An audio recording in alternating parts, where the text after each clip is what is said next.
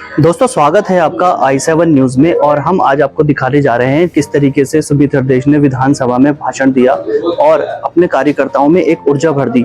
वही ऊर्जा हमें आज हल्द्वानी में देखने को मिली जब वो यहाँ वापस हल्द्वानी आए। किस तरीके से उनका स्वागत कार्यकर्ताओं ने किया और क्या उनके नेताओं ने कहा, आइए सुनाते हैं आपको भी। जुड़े रहिए हमारे साथ i7 न्यूज। अध्यक्ष जी, मैं आपके माध्यम से माननीय मंत्री जी से पूछना चाहता हूँ कि शासकीय जो हमारे स्कूल हैं इनकी नियुक्तियों पे बीच में रोक लग गई थी। कई ऐसे स्कूल हैं जहां विज्ञप्ति निकली, पूरी नियुक्ति की प्रक्रिया हो गई और उसके बाद रोक लग गई। तो ये रोक अभी भी बरकरार है या अब आपने खोल दिए? माननीय हृदय जी ने बहुत अच्छा प्रश्न उठाया और मैं चाह भी रहा था कि कोई बोले इसमें।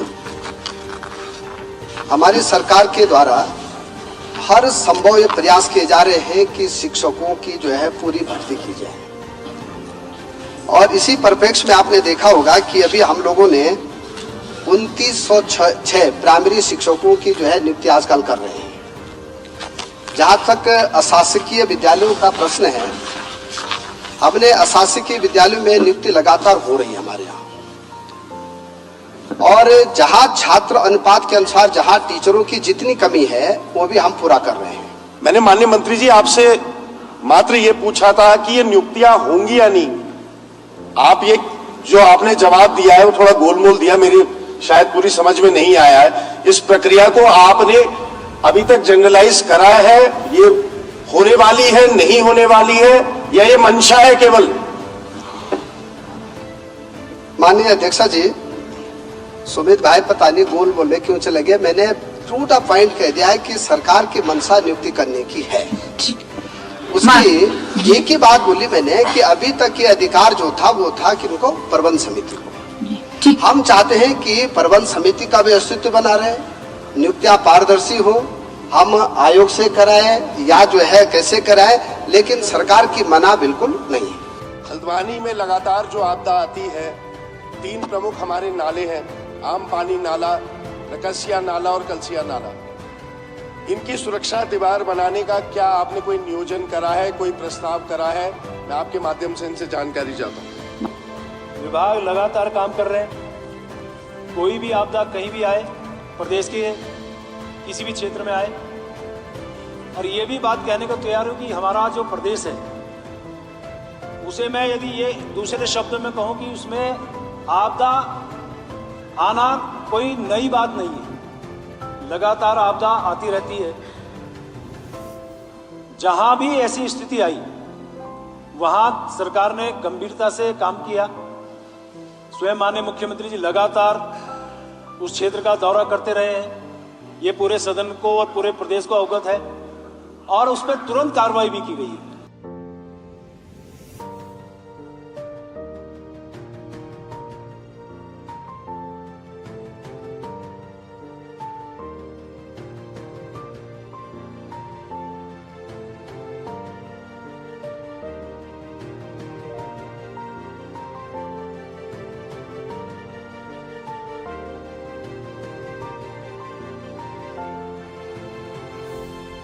मानसून सत्र अब से आप वापस लौटे हैं, काफी उत्साह देखने को मिल रहा है कांग्रेसियों में। आगे की मेयर की क्या प्लानिंग है सर? देखिए, असलियत तो यह है कि सरकार अपनी जिम्मेदारियों से भाग रही है। सरकारी नियोजन पूरी तरीके से विफल हो चुका है, भ्रष्टाचार चरम सीमाएं पार कर चुका है और अफसरशाही इतनी हावी, उत्तराखंड के इतिहास में ये 5वीं सरकार है, इतनी हावी कभी अफसरशाही हमने नहीं देखी।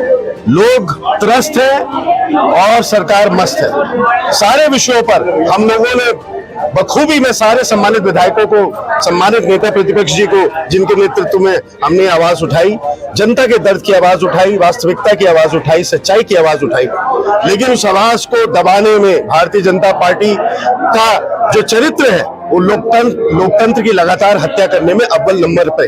खास तौर से देखा गया कि आपने हल्द्वानी के व्यापारियों की आवाज वहां पर उठाई। जी, हल्द्वानी के व्यापारियों की मैंने आवाज भी उठाई। मैंने आपदा से प्रभावित जो रकसिया कलसिया नाला, आम पानी नाला है, उसके लिए भी माननीय मुख्यमंत्री जी से आवेदन करा कि इसकी सुरक्षा दीवार बनाइए ताकि हल्द्वानी में आपदा जैसी चीज का नामो निशान न आए। उन्होंने मुझे आश्वस्त कराया कि मैं इस पर काम करूंगा। अब नहीं करेंगे तो दोबारा जाके उनसे बात करेंगे, विरोध करेंगे, प्रदर्शन करेंगे। हल्द्वानी की स्वास्थ्य सेवाओं के बारे में, पहाड़ की स्वास्थ्य सेवाओं के बारे में विषय उठा, हम लोगों ने जो कानून व्यवस्था है जो लचर होती जा रही है, हम देख रहे हैं लगातार महिलाओं के साथ इस प्रदेश में लगातार जो हिंसा हो रही है, लगातार गैंग रेप हो रहा है, शोषण हो रहा है। सारे हिमालयी राज्यों में पहले पायदान पर है उत्तराखंड क्राइम के संबंध में, और 26% एनआरसीबी की रिपोर्ट बताती है 26% क्राइम में उछाल आया पिछले वर्ष से।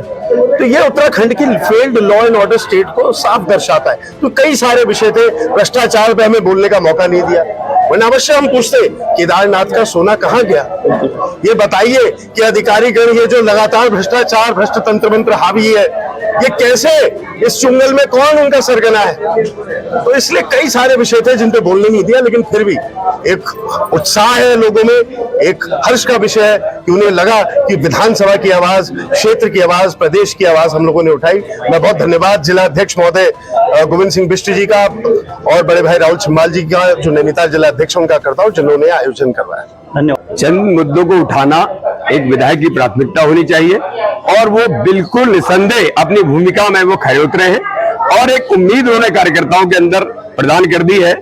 हम लोग जनता के कार्य करते हैं, और जनता के मुद्दे अगर सदन में उठ जाएं और उन मुद्दों से निजात मिल जाए, उनका समाधान हो जाए, इससे बड़ी कोई बात नहीं होती। तो विधायक जी बधाई के पात्र हैं, बड़ी प्रमुखता के साथ हल्द्वानी की जो त्वरित जो इस समय की मौजूदा समस्याएं हैं, मौजूदा हालात हैं, उसमें विधायक जी ने सारी बातों पर, चाहे वो आपदा से संबंधित हो, चाहे स्वास्थ्य क्षेत्र से संबंधित हो, चाहे व्यापारियों की समस्या हो, सारी बात उन्होंने उठाई। वो अलग बात है कि विधानसभा में समय कम था, कम मिला, लेकिन फिर भी उन्होंने बड़ी पुरजोर तरीके से जनता की पैरवी करी, और इसीलिए आज हम सभी कांग्रेस कार्यकर्ताओं में एक ऊर्जा का संचार हुआ, और हम लोगों ने मिलकर उन्हें आज सम्मानित किया है। और निसंदेह उनके मजबूत नेतृत्व में हम आने वाले समय में यहाँ पर कांग्रेस को मजबूती देने का काम करेंगे, और जन मुद्दों को प्रमुखता से उठाने का काम करेंगे। देखिए, आज मैंने जैसे देख रहा हूँ, सुमित हृदय जी बिल्कुल अपने माता जी के द्वारा जो सिखाए रास्ते हैं उन पर चल रहे हैं।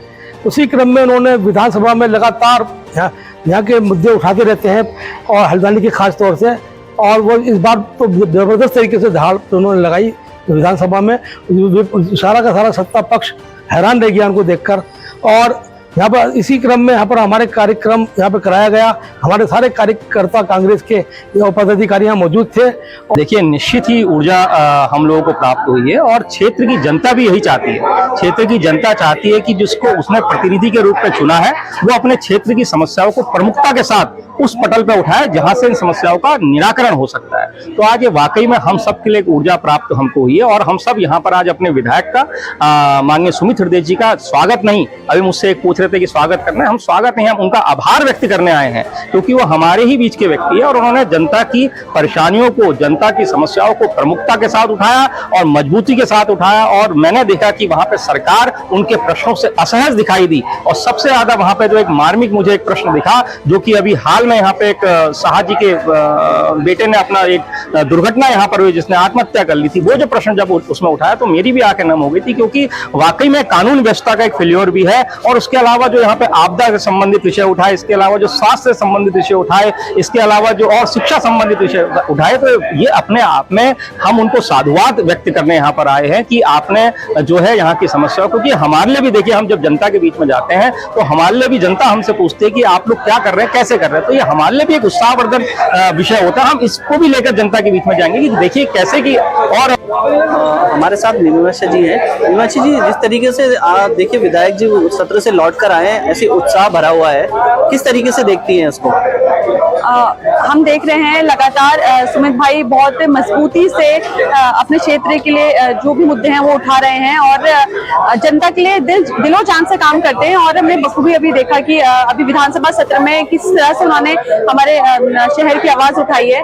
तो हम सभी यहाँ पर आज भैया को धन्यवाद करने भी आए हैं कि आप इसी तरीके से आगे लगातार हमारे मुद्दे उठाएं और हम उनको मजबूती दें। हम यही अपनी तरफ से पूरी कोशिश करते हैं हमेशा। सुनने में आ रहा है कि हो सकता है हल्द्वानी की सीट महिला सीट हो, आप एक महिला कार्यकर्ता हैं, इसको किस तरीके से देखती हैं?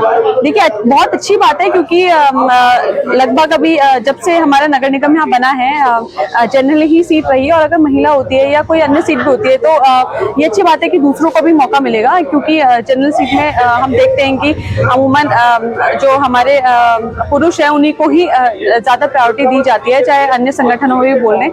तो हम अगर महिला सीट होती है तो बहुत खुशी की बात है, कोई ना कोई महिलाएं मजबूती से आगे बढ़ेंगी और जो भी संगठन फैसला लेगी इस चुनाव के लिए वो हम सभी को पूरा मान्य होगा और हम सभी दिलो जान से अपने संगठन को चुनाव लड़ाएंगे। जैसे